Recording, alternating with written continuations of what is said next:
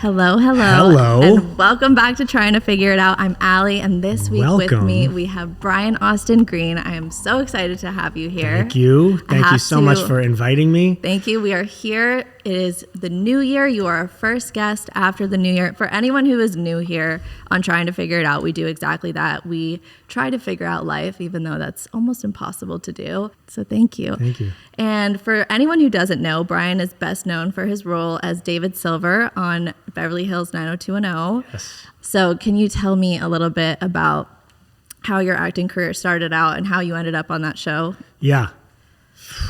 Yes. It's a long story. How much time do you have? As much time as you Okay. want. So I started acting when I was 9. I had a friend that I went to school with. I rode the bus with that he was acting. And I was going to a performing arts school, like a music academy, studying music. And he always had money. He always had toys and stuff on the bus. And I was like, is your family rich? And I was like, that's really cool. So I asked him how, and he told me that he did commercials. And his parents gave him a percentage of the money that he made. So I was like, that's amazing. I want to do that. I didn't know that was even possible. I honestly, at that point, didn't think that normal people were on television. I thought that TV was like this special world in this box because it was there was no social media. There wasn't any of that at that point. So it was just this magical place. And it was like, oh, only special people get to be inside the box talking. So I went and I met with his agent and started auditioning for things. And I didn't book anything for like a year. Nothing at all. Every commercial that I went in for. And I auditioned constantly. Mm-hmm. But I just had no idea of what I was doing. I was like, how does this work? What are they looking for when you're auditioning?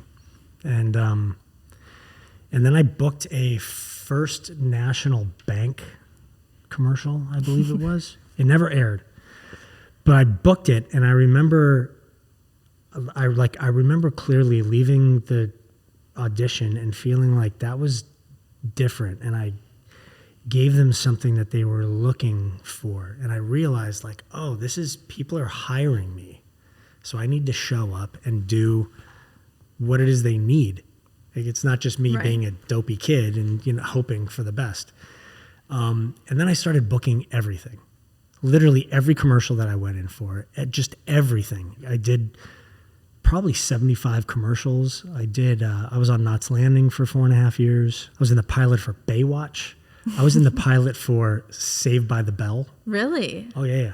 And then 90210 came around. And at that point, 90210 was just a pilot. Right. So 9 times out of 10, pilots didn't get picked up. There were 4 networks or 3 networks at that time. And they would do like 20 pilots each. And they'd pick up like 1 or 2 because it was expensive for them. It's crazy. So I did the pilot for 90210. It was called Class of Beverly Hills. I was like, oh, cool. Nice to meet you all. Like, bye. Yeah, good to see you. I'll see you back out, on the road, on the circuit, the audition circuit. Because we did the show on Fox didn't have really any programming. They weren't a big network at that point. They gave it a shot, but they gave us 13 episodes, not a full season pickup. So we did 13 episodes. Nobody watched it. No one at all. We would go do pie eating contests and go to like state fairs and and do whatever we could to promote the show. And nobody watched it. Nobody could remember the name. 90210 meant nothing to nobody. They still had nothing else to put on. So they were like, we might as well pick it up for the back 9 episodes. Like, what do we have to lose? Right. It's going to cost more to do another pilot and hope we can get, 13 out of that. So they did the 9 episodes. Nobody was really watching, but Fox had this idea of having summer episodes. So when all the kids were out of school and most shows were on hiatus and they were showing reruns, we would have new episodes for kids.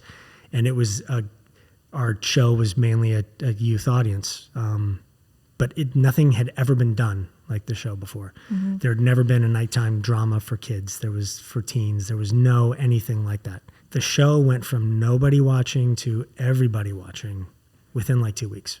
It's insane. And it was crazy. That show, I mean, 90210 worked in the 90s because there was no internet. There was no ability to fact check. Like we could really sort of take our own artistic liberties in telling stories and, oh, this is what Beverly Hills is like. And people are like, wow, that's amazing. Right. I want to see West Beverly High. It's like, well, you'll never see it because it doesn't exist. Beverly Hills Beach Club, like all the, you know, we just had all of these things that were insane. Yeah. It's crazy now that shows average like 12 episodes a season. I mean, when we were on, we were doing 35 episodes a season. That's a lot. We had 2 And they were 45-minute episodes? Yeah. I mean, they were an hour, but then with commercial breaks, it was like 47 or something like that. That's a lot. A lot. We had 2 crews, 2 scripts, 2 directors, and we would be bouncing back and forth from one set to the other on the same day, just to get the 2 episodes done. And we did 10 years of the show, 35 episodes a season, not from the beginning, but probably from season 4 on. It was a lot of work. It was a lot of work. I mean, you really don't hear about that anymore. No, except for Grey's Anatomy. that whole art Grey's form, that Anatomy whole is the side of it only is one. done. You're right, exactly. And they're just hanging on by a thread. When you started acting, you said that you were on the bus, you saw a kid with cool toys, and you're like, how the fuck are you getting those cool toys? Right. And you were like, let me get some toys. Let This me is connect fucking with your preposterous. agent. Yeah. And then you connected with an agent. How did you know when you kind of made it? 90210 was way bigger than I will ever in my own mind think of it as. Fame was an interesting thing. Like when 90210 blew up, there was that part that was like, holy shit, like a lot of people are watching this. But I didn't feel like it was like a 0 to 100 thing for me because I'd been doing it for so long at that point. It was really, honestly, it felt like, oh, this feels nice. Like I'm in something that is, they're picking us up season by season easily. We're not stressing about it. A lot of people are watching it. I have steady income. Like this is amazing because I've been the dream. fucking grinding at this for I started when I was, again, 9 years old and I was 17 when we started doing 90210. It's crazy. So yeah, it had been a good fucking chunk of time for me. And I remember I was the youngest one on the show, but I had one of the highest quotes just because I had been working for so long with money just from commercials and shit. I bought my first house in Burbank when I was 17. I couldn't even legally buy a house. Like my parents had to buy it. And then when I turned 18, they signed it over to me. But yeah, as soon as I graduated from high school, they were like, okay, see ya. And I moved into my house in Burbank and crazy. By yourself completely? Completely by myself. I would be shitting myself. I loved That's it. Crazy. I loved it. But I remember the first night I was there, I was like, holy shit, I'm in my own and I saw like a cockroach outside and shit. I was like, wow, I'm fucking. It's on you to figure that out. I'm really doing it now. This is big. I can only relate to that on a lower level of like when I drove by myself for the first time and I was like, what is the first song I'm ever going to play alone in my car with no one to tell me that I'm veering off the side of the road Crazy. Or driving? Yeah. Like that feeling of like, holy, it actually for a second too, because I was never afraid driving and I was like, wait a second, my dad's not going to be there to tell me like, or just to like protect me. I'm like, holy shit, I'm really in control of my life. I remember when I graduated right from now. high school and I told my son Cassius about this too. I was like, it was the most surreal experience for me because I'd spent my entire life waking up at a certain time, getting to school, doing the things, and then you wake up the day after you're done and you're like, fuck, now what? Fuck, I'm done. Like this is the craziest thing ever to wrap my brain around. And I always told Cash, I was like, I'm telling you, you're going to graduate from school and you're going to wake up the next morning and you'll be like, holy shit. And now he's 21. I have a 21-year-old son. Fuck. It's okay. I took him for dinner for his birthday and he ordered cocktails. Then you're like, what the I was like, fuck? wait, you should check his ID first. And they did. And they were like, yeah, no, he's good. And I was like, motherfucker, God damn it. He's fucking old enough to order alcohol. Now, this isn't right. That's How did this scary. happen? How did this happen? I can't believe I'm 50 years old and I have a 21-year-old. I was 29 when he was born. Yeah. Okay. I want to talk a little bit about my ways of knowing you because I have my little fangirls moment. Okay. I love Desperate Housewives. Okay. And I know you from Desperate Housewives because I watched it like through and through, have rewatched it. So I know your character on Desperate Housewives. Can you talk to me about how you ended up on that show? It was 90210 was done at that point. It was long done. Yeah. I was, Megan and I had just gotten married and we came back, we were in Hawaii and I got home. My manager reached out to me and she said, Mark Cherry, who's the showrunner and the creator of Desperate Housewives, wants you to come in. He has a new character he wants to talk to you about.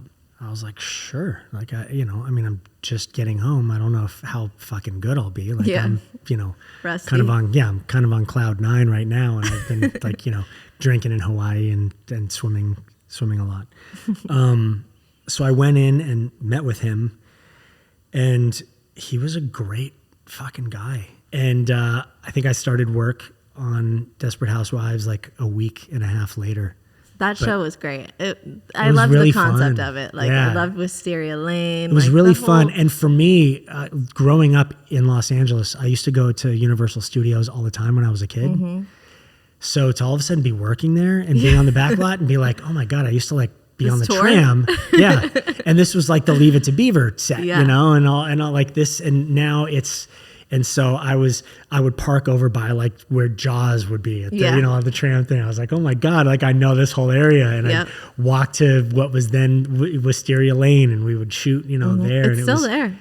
It is, but it was great. It was a great group of people. It was a great cast. It was a great crew. Yeah. It was a good show for you to be a fan of. Yeah. For sure. That was like definitely an entry into the more adulthood TV shows for me. Because it was definitely a little raunchy for me at the age that I was watching it. But I didn't care. I was like, fuck, you learned a lot. Watch it. Okay, so we're going to talk a little bit more about one more show. Okay. But not right now. I'm going to come back to it after we talk about some other stuff because I think it'll be more relatable. So you've got like a bit of a format here is what you're saying. We're following a schedule. Barely. Okay. All right. Okay, so in 2004, you started dating Megan Fox. You two eventually got married, as you mentioned. Yeah. How did the paparazzi and the public react to your guys' relationship at the beginning?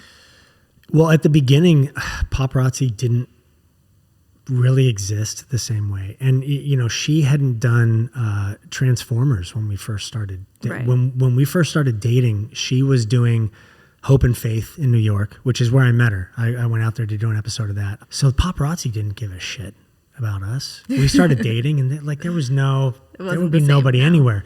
It wasn't until Transformers that all of a sudden it was just fucking Looney Tunes. Like, it was crazy. I mean, there would be 30 guys out front of our house. Like, it was just, and that was my introduction into paparazzi. Like I'd kind of seen it before and see like with Paris Hilton and these things that were going on. I was like, wow, this is really intense. It's really fucking intense, but I hadn't experienced it. And then when you experience it and you're kind of thrust into it, because I'd been in the business for so long, I was like, what the fuck is this? Like, this is not healthy. This is not normal. This is a really weird thing that's going on. It's incredibly invasive. Paparazzi at that point were incredibly disrespectful because there were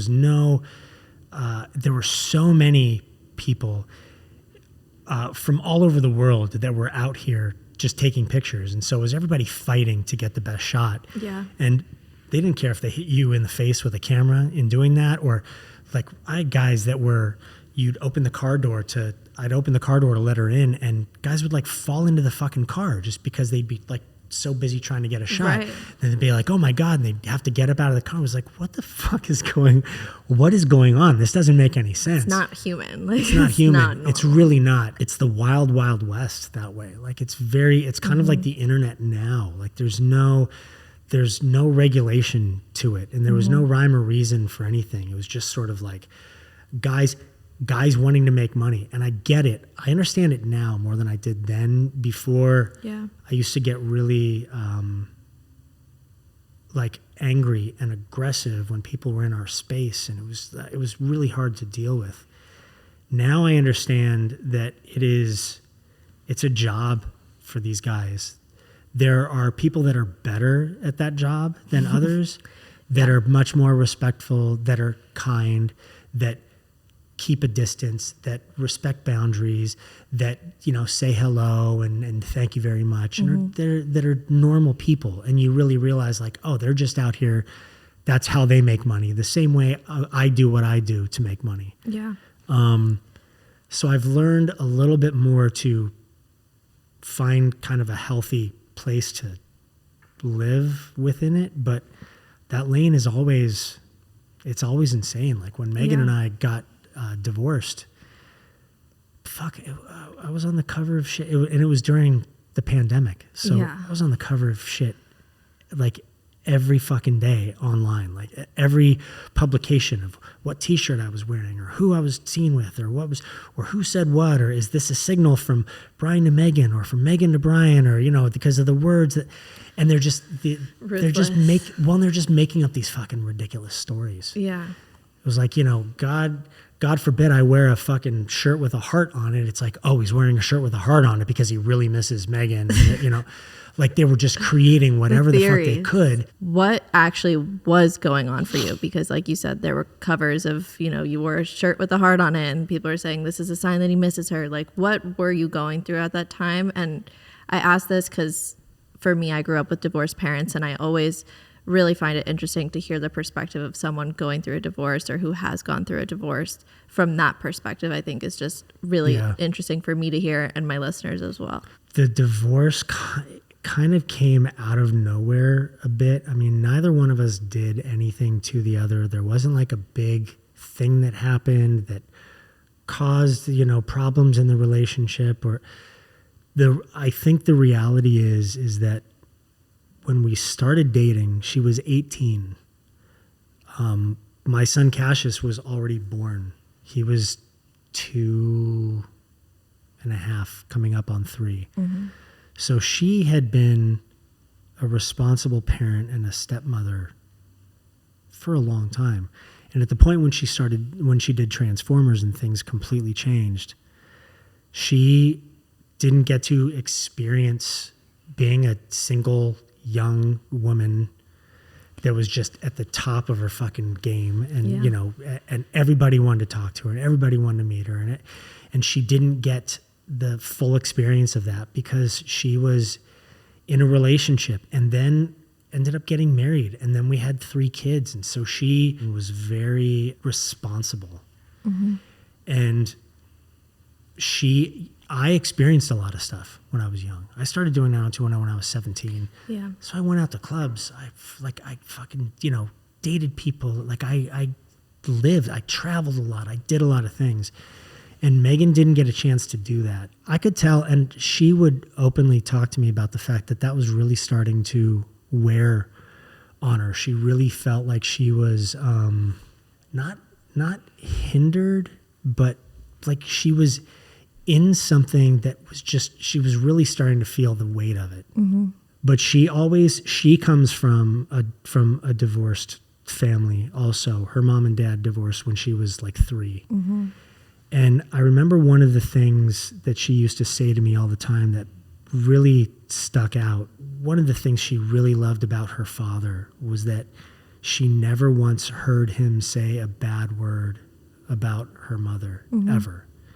No matter what was going on, like no matter, what was being said in reverse or what stories were just the worst thing he would say is, well, that's not the way I remember it. So important. And so Megan and I really made a conscious effort, and it didn't start this way. Like, I don't want to make people feel bad for relationships being a bit contentious when they end, because they end for a reason. They end because things are fucking a little contentious and strange and you're not seeing eye to eye the same way. Yeah. So you need some time to kind of be out of it and see it all again, and then look at it in a different way. And so, we went through that period of like I wasn't sure how to act with her. It's strange. Awkward. It's awkward when you're not with somebody, but you know so much. We've been together for 15 years. And there's kids. I know more about Megan probably than anybody else on this planet does. Like, I've seen all of it. Like, I knew her when she was young, and like before the stardom and the film and the stuff, and again, we have 3 kids, and like we've been through it. For sure. But now I feel like we have found a really cool understanding of each other and like a mutual respect for each other. We have very different parenting styles, but we've found peace in that. Like, we don't, I would never in a million years want to paint her in a negative light at all with her kids. She loves her kids. I think people make a mistake when they separate of thinking, okay, well, we don't want this to affect the kids. Yeah. Because it's going to affect the kids. Yeah. It's absolutely going to affect the kids. There's no way for it not to. The only thing you have control over, I think, is how it affects your kids. Whether you make it a really great situation for them and you make it like you root them on when they're going over to mom's house or your house or and for holidays and parties, and oh my God, it's going to be so much fun and mom cannot wait to see you and it's going to be so great, and oh, you're going to go on a trip and you're going to do like, or you make it some like contentious, your mom is just, she's a terrible mother and she just does wrong, and you make it this thing where kids feel like they have to pick a side in a team and they're in the middle, but they love both of you. And that's a hard situation to be in. I did that. That happened a lot with Cassius. And looking back on it now, there's honestly nothing I would want to change in my life except for that. Yeah. Like, looking back on it, I really wish for him. And he's an amazing kid, an amazing person now. And I know that his life and what he's gone through has made that.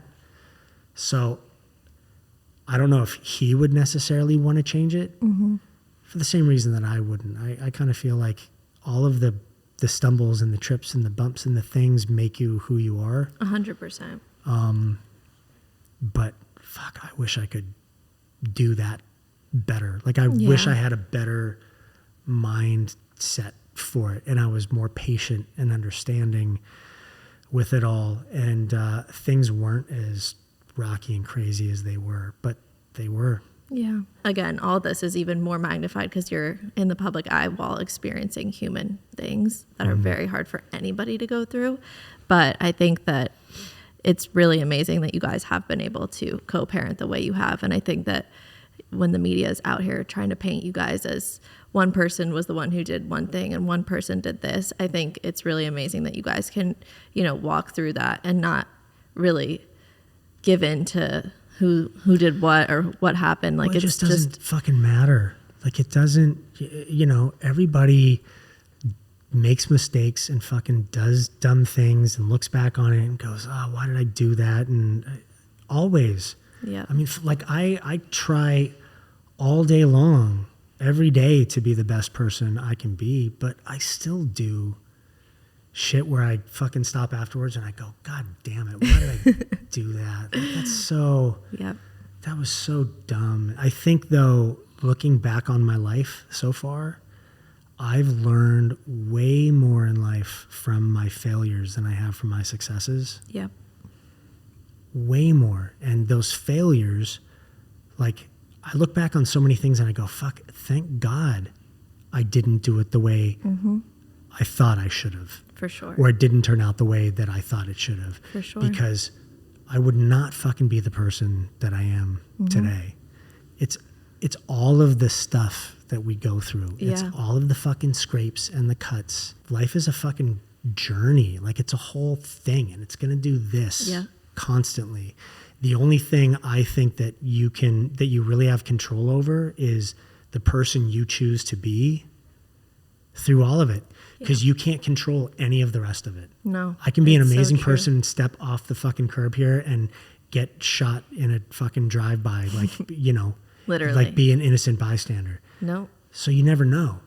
And I have no fucking control of that. It's funny you say that, because I always say, like, people will be like, do you wish you ever parent trapped your parents and like got them to get back together? I'm like, hell no. Like, everything that happened to me that was really hard. I didn't have the most conventional divorced parent situation. My parents don't really talk very much. It's definitely a bit awkward. Like, if you asked me if we would spend the holidays all together, I'd be like, that sounds horrible. Right, that's the worst you guys made the ever. choice to separate us. We are not doing Christmas all together. Yeah. It makes me feel uncomfortable. That sounds like a nightmare. But I think that I would not change any of it. I don't think I'd be the person I am. And I think that I've learned that even more as an adult, because I started this podcast after having one of the hardest years of my life. And I had always kind of thought that my childhood. What started this for you? I went through a really bad bout of depression. I wouldn't change all those bad things, what happened to me during that year. And that's hard to imagine that, but it's true, because I wouldn't be here. I wouldn't be sitting here having this conversation with you. I wouldn't be, if I can help one person with this podcast, done. take me to heaven. It's I'm amazing. good. Right. I'm happy Absolutely. with my life. I'm good with that. Yeah, mental health is an interesting. I had like a neurological thing for about it took about 4.5 years to recover. It was like stroke-like I actually stuff. wanted to talk to you about that. Oh, did you? I did. Fantastic. Let's do this. So around 2016, you started having some serious health issues. Can you walk me through what that was like and how it affected you? So I had health issues leading up to that. I had ulcerative colitis out of nowhere. Normally when people deal with issues like that, they can have flare-ups like monthly. It's a pretty common thing. Mm-hmm. I would have a flare-up about like annually, like once a year. It was sort of like, it was this like out of nowhere. I just start feeling bad, and then it would take me out for like 3 weeks. It was just like brutal. And then I would take like steroids or something like that, and then it would clear up, and then it'd be gone for another year. They couldn't really diagnose it. Like my doctor, he couldn't really make any sense of it. He was like, it shows like ulcerative colitis. Mm-hmm. He was like, but honestly, like looking at your colon, you have the ulcer. Like it looks to me like you've had this for like 7 years. And I was like, yeah, I've had it for like 2 weeks. So, this doesn't make any sense. Yeah. So then I randomly had vertigo, but like serious, like I was in bed for 3 months. That's a long time. Like couldn't pick my head up off the pillow without getting insanely nauseous. I would throw up like 17 times a day. We lived in a 3-story home at that point, and I literally, it was, the top floor was living room, kitchen, dining room, like, sort of entertaining area. Second level was the bedrooms. I hadn't come up the stairs into that top floor for like 2.5 months. Like I just couldn't do it. That's horrible.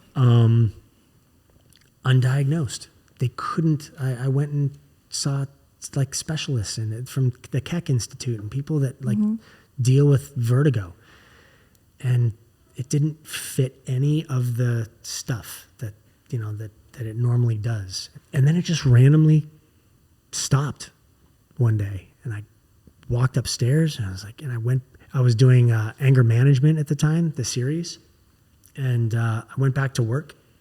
Hadn't been there for like 3 months, and they were like, oh, we saved all of your scenes for, when you feel better. So come on in. And I worked for like 3 weeks. I was in all day, every day. I had to do all of my stuff. And then I was like, oh my God, like that, I'm glad that's fucking done. I wouldn't wish that on anybody. That's the worst thing you could possibly go through, I thought. And then all of a sudden I started noticing weird little things. I'm an avid driver. I love it. And I would find myself like oversteering or like coming out of a turn a little too hard and like hitting curbs and weird things. I was like, what the fuck is going on? This doesn't make any sense. And it just like slowly progressed. I started slurring words here and there. I was like, this isn't horrifying. And I was terrified. I was like, what the fuck is going on with me? So I went and met with a neurologist at Cedars, and I was telling him what was going on, and he said to me, he was like, I don't know what it is, but looking through your charts and like from when you had ulcerative colitis and stuff, you seem to respond really well to, it was a certain type of steroid. I forget what it was. He was like, I would suggest trying this, taking this steroid. I think you're going to wake up in like a month and a half, 2 months, and it's going to be totally gone. You're going to be like, oh my God, what was that? You know, and I was like, oh, that sounds amazing. Great. Okay. I'll take the steroids and do that. And I started taking the steroids, and literally within like a week's time went from speaking and all of that to walking, shuffling like I was 90. I couldn't speak. I couldn't say more than one word every like 25 seconds. Oh my God. I couldn't read. I couldn't play drums, which I had played my whole life. I couldn't do anything. And I had such brain fog that at one point, I reintroduced my best friend, who I've been friends with for 30 plus years, to my sister, who he's also known for 30 plus Forever. years. They were in the same room, and I was like, oh, Scott, you've met my sister Lorelei before, right? And he was like, hello. and that's when he realized like how serious it was. And I had to rehab it like a stroke. And doctors couldn't figure it out. I did over 190 blood tests. Everything came back fine. I did MRIs. They came back fine. And I ended up finding this natural doctor. And he found all of these toxins and stuff in my system. And he started doing like this cellular detox with me. And it brought me out of my brain fog. And it got rid of like the stroke like symptoms? I had a complete recovery. Like, thank God. I had no physical Thank God. That's anything leading up to it. But it ended up coming down to him. It came down to gluten and dairy, which I'd been eating my whole life. Yeah. I'm half Italian. So I ate pasta and bread and cheese and like that's. I'm Italian, so I'm with you. That's my thing. And I never knew because I had internal inflammation. And so there was you couldn't see it. It's not like I could look in the mirror and go, God, I look a little bloated or like there's something going on.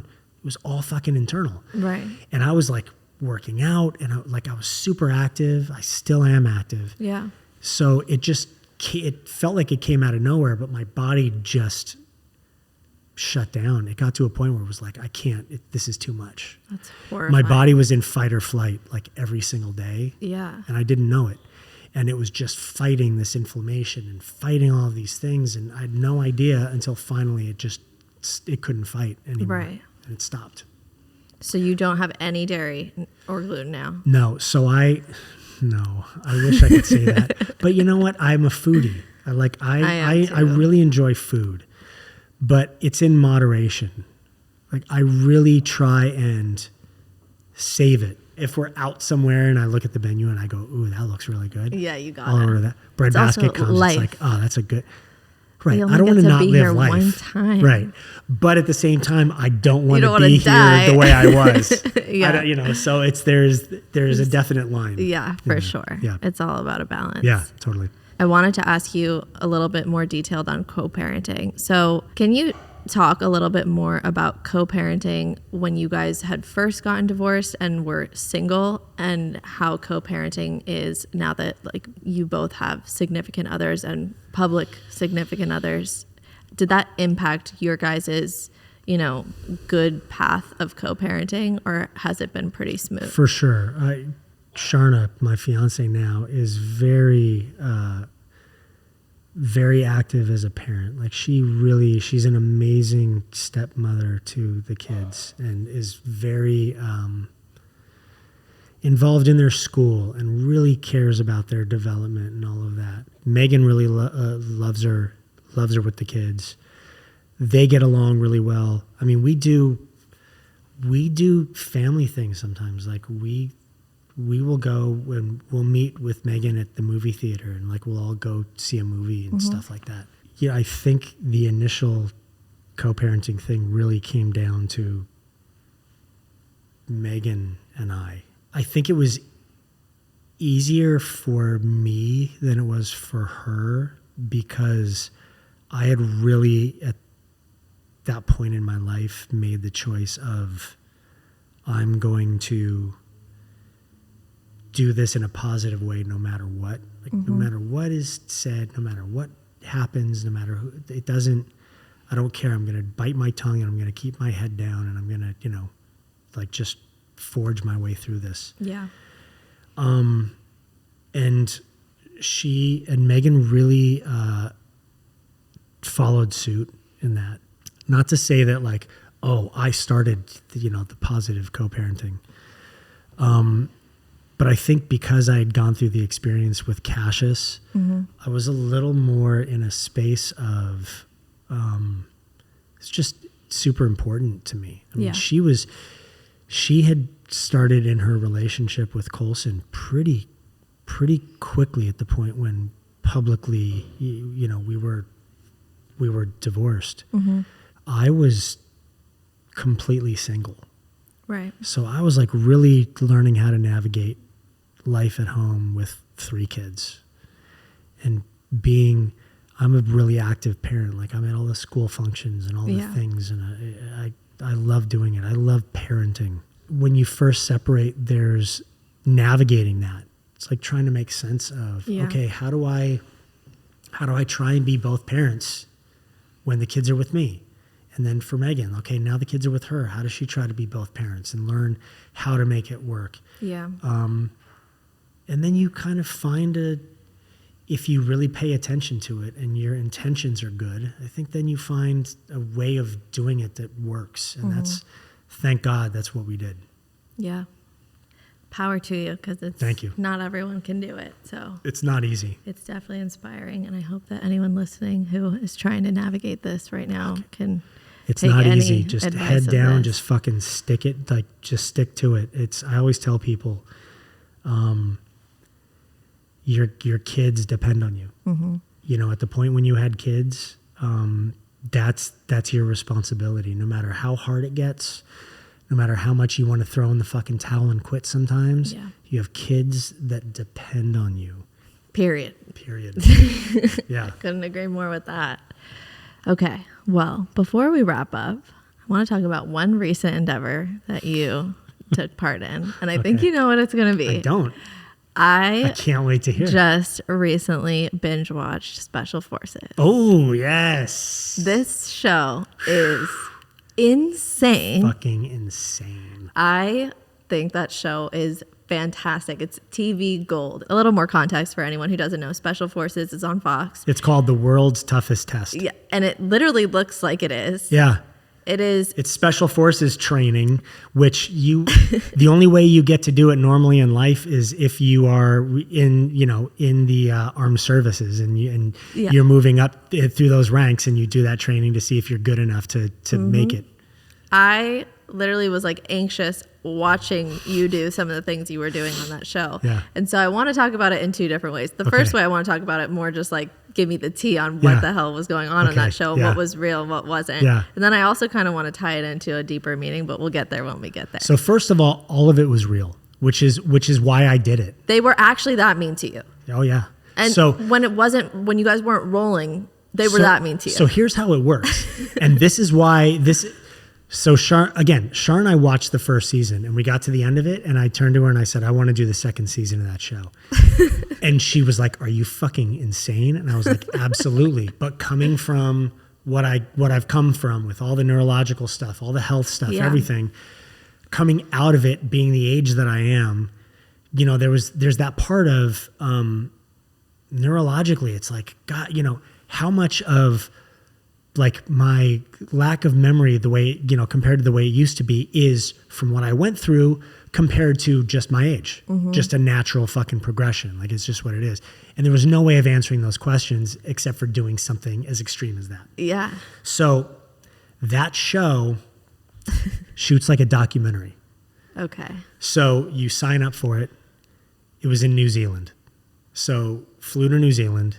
We had like 3 days of sort of prep. Sunday morning, 6:30, they pick you up. They pick everybody up from their rooms.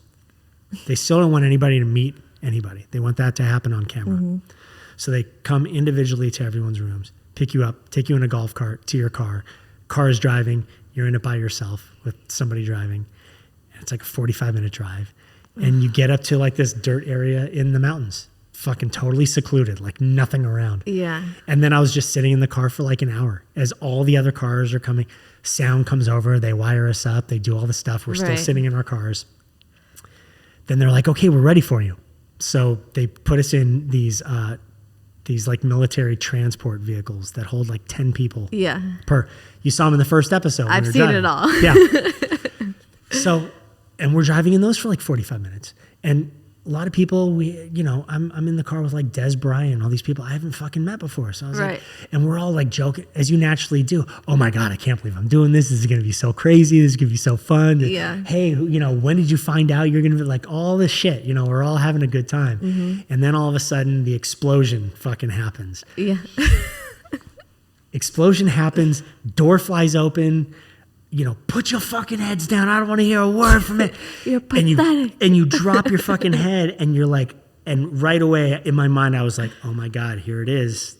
You're fucking in it. And from that moment forward, you don't talk to producers. You don't talk to anybody. It's you and the DSs. That's it. So crazy. For 8 days. Barracks. What day did you leave? I left Wednesday morning. Night 1. We get there, first challenge, we have to fucking walk across the poles and do the whole, which is, it's like 370 feet below us down to a fucking river. There was like, a medic. There was a medic in a raft at the bottom. It was like, what do you mean? I'm not going to fall to the fucking bottom, am I? So then they take us back to the barracks. Barracks fucking suck. Like there's no running water. There's barely fucking power. We have to do everything. It's a buddy system. So if you're going to go to the bathroom, you have to have a friend that you go with. You have to have a person with you at all times. So everything whether you're going to go to the bathroom, you're going to go get wood because we had to keep wood in the thing to keep the room that we were in warm. And they work us out the very first night. Bring us outside. They have us doing duck walks with fucking these rocks and then doing these like, squats. And then we had to do walking lunges. And then we had to do burpees with you throw the rock down, you do that. And then you get up and then you jump with it. I was so sore that the next day I could barely fucking walk, like barely walk. And that was when I realized like, oh, this is why athletes and people in the military, that's why they have like a cutoff age for bringing, because it's not that you don't have the strength to do it, because I had the strength to do all of it. Right. And I had the emotional and mental capacity to do the challenges. That would have been fine, but I was so sore. Mm-hmm. And whereas someone that's 21 recovers in like 6 hours and they're like, oh, I'm feeling better. I got home and I had trouble sleeping for like 3 nights when I got home, back in LA home. Of course. Because totally my body hurt so fucking bad. And I kind of got to this, and Robert Ory was the same way. He left with me of like, I could tell, I was like, I'm so sore. I'm going to end up hurting myself on one of these challenges because I'm compensating for how sore I am. Like I can't walk one fucking stair. They made us in the barracks. We had to run. We had to jog to the bathrooms, and it was like, killed me. Can I just ask one thing? Why did they have to put a bag over your heads just to walk those few feet? Because it's special forces training. And the concept is they want to put people in training through the most extreme conditions as possible, mm-hmm. yelling in your face, being mean, putting a bag over your head, taking you out of your comfort zone mm-hmm. to see if mentally you've got what it takes to stick it out. Yeah. Do you feel like there was something, so this is the deeper part I was talking about. Okay. Do you feel like there was something in you that like made you want to go on the show other than the fact that you had watched it with your fiance? Do you feel like there's something in you that you were looking to fulfill from being on that show? I honestly wanted to see what I was still capable of. Mm-hmm. I really knew, my fiance used to ask me all the time, like, oh, are you training? Are you doing physical things to try and like prepare for it or whatever? And I was like, I honestly felt like it was, for the most part, a mental game mm-hmm. being there. And I was like, from everything I've been through, You like, needed I that. fucking yell in my face. Like, like Yeah. you guys don't. I honestly feel like I've been to hell and back in life, like with what I went through. I mean, I 4.5 years of recovering from something, spending damn near 2.5 years not speaking at all, like being in conversations and literally just having to sit and listen because I couldn't physically speak. That's horrible. I was like, fuck, I can take any of this shit. Yeah. It's such a good show. It's so I good. loved it. If It's you haven't so watched it, good. please watch it. It's so freaking But good. grueling. It's fucking grueling. I've never seen anything like it, but I live Yeah. for it. I need Yeah. more. But anywho, thank you for this entire conversation. I feel like we talked about more than I could have ever imagined. We covered acting, mental health, relationships, divorce. There's so much in here that I think could help so many people. And I'm super grateful for your vulnerability. Before we end, I do this thing in every episode. It's called Al Piece 3. I have a playlist where I add 3 songs each episode, and it usually pertains to what I talk to a guest about or songs that they suggest. So what are 3 songs? I'm going to take you old school hip hop. I'm just going to Please do it. do. Can you just tell me 3 songs, your 3 favorite songs if you can? It's the world's hardest question. God, but it's the world's hardest if question. it makes it easier, I'll give you 3 songs that I love. They're not easy. They're not my 3 favorite songs because that's impossible to answer, but they're 3 songs that I love. Okay, perfect. Passing Me By, Far Side is one. Stakes is High, De La Soul. Woo-ha, Busta Rhymes.